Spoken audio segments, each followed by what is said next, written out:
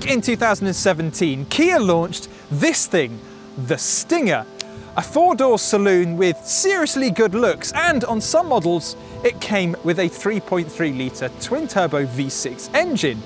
It was also developed by Albert Biermann, the mastermind behind BMW M and the current head of Hyundai's N division. There's a small problem though, the Stinger is a complete sales flop. Kia only sells a few thousand examples each year in Europe, whereas its rivals from Audi, BMW and Mercedes are selling in the tens of thousands. And at just over £41,000, it was pretty expensive, relatively speaking, for a Kia.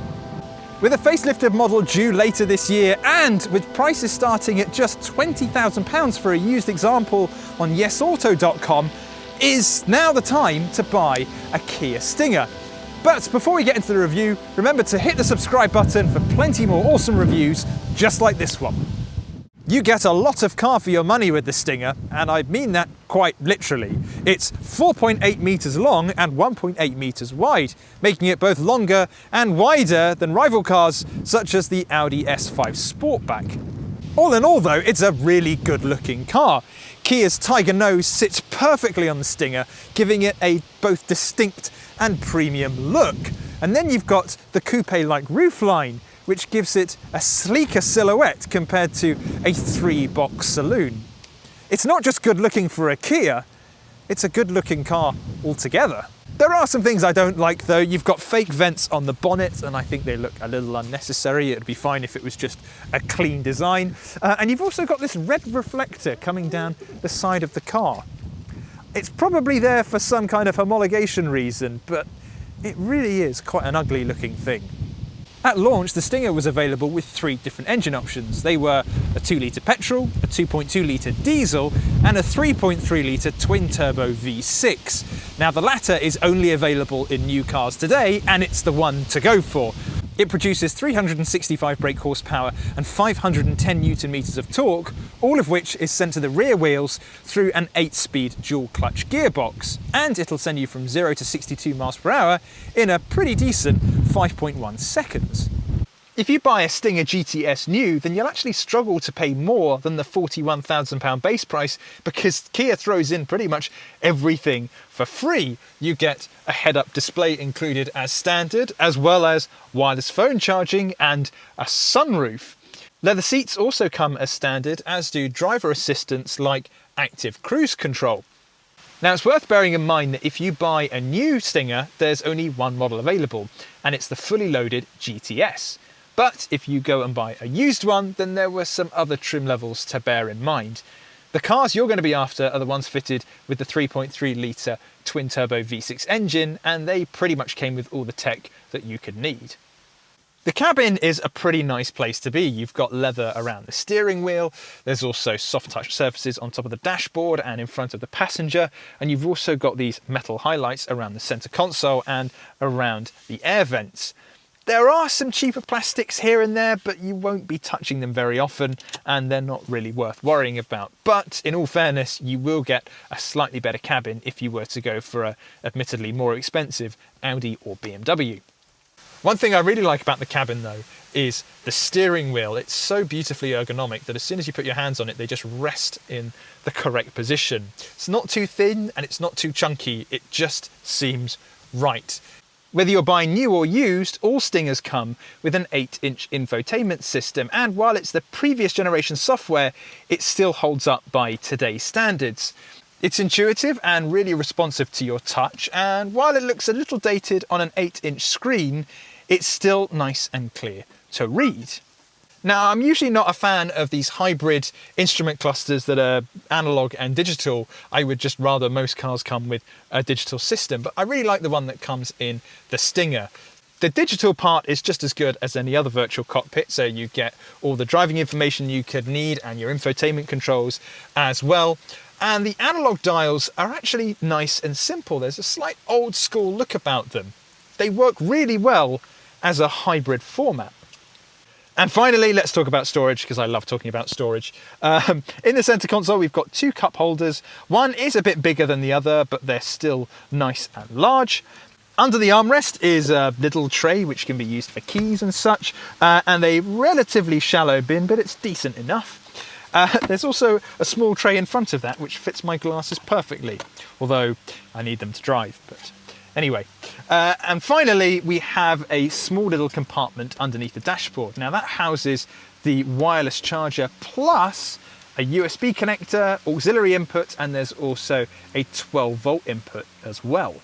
If, like me, you're just under 6 foot, then you will fit absolutely fine in the back of the Stinger. But if you're 6 foot and over, it might be a little bit tight. So if I sit upright, I've got about 5 centimeters to play with, if that. So if you are on the taller side, it might feel a bit cramped jumping into the back of the Stinger. Legroom isn't too bad though. I've got the driving seat in my position and there's loads of room to go. So I guess if you're struggling for headroom, you could slouch a bit. And either way, it's quite a comfortable place to be back here. Now, there is a transmission tunnel and it's quite chunky, but I think if you're sat in the middle, there's quite a lot of width to the car, so you'll be able to spread your legs out a bit. But if there's no one sat here, you can pull down this armrest and you have 2 pretty basic cup holders. Not that cup holders need to be fancy, but they're just pretty regular. Of course, we've got ISOFIX points at the bottom of the seats and they're behind these little retractable caps, so you don't have to worry about losing those detachable plastic covers. And we've also got climate controls back here, plus a 12-volt charger and a USB socket. At the back of the Stinger, you've got a 406-litre boot, which really isn't too bad for its class, so you can cram it full of suitcases if you're going on a family holiday. And the good thing is that it's got a hatchback boot, so you've got a much wider opening than you would do in a conventional saloon. The Stinger GTS is a little bit strange when you first get into it, because when the car was first announced, it almost came across as a bit of a performance car, particularly with Albert Biermann leading the development team, the guy behind BMW M and currently Hyundai's N division. You kind of are expecting something that would really be built for drivers. And when you get in it, it feels like a little bit of a halfway house. The Stinger feels like a very relaxed car when you first get into it. If it's in comfort or eco mode, the gearbox wants to change up faster so that you don't really hear the engine, and the suspension is much softer.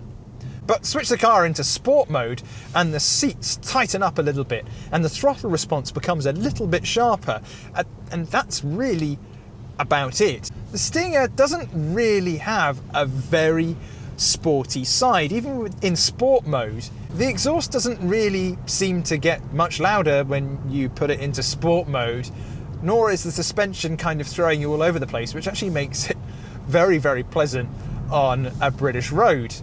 But it doesn't really feel like the car comes alive. Instead, it's just a bit more alert. The power feels a little bit more instant, and the engine sounds a little bit nicer, but that's about it.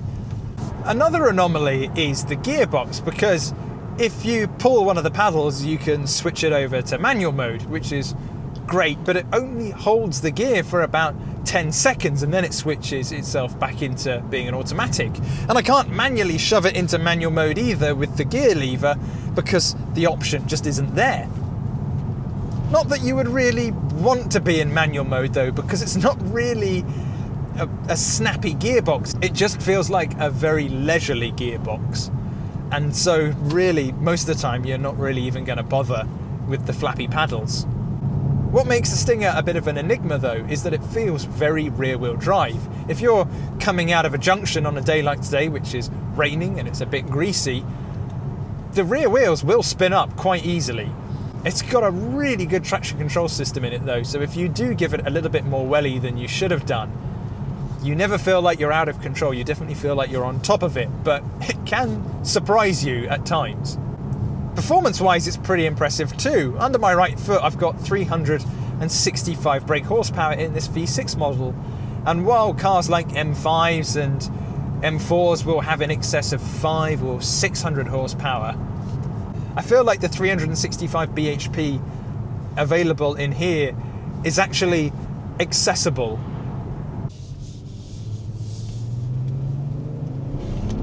Whoa. It's fast. It is a really fast car. And I just love how it wants to spin its wheels up all the time. It's so eager to put its power down. Is the Stinger worth buying in 2020?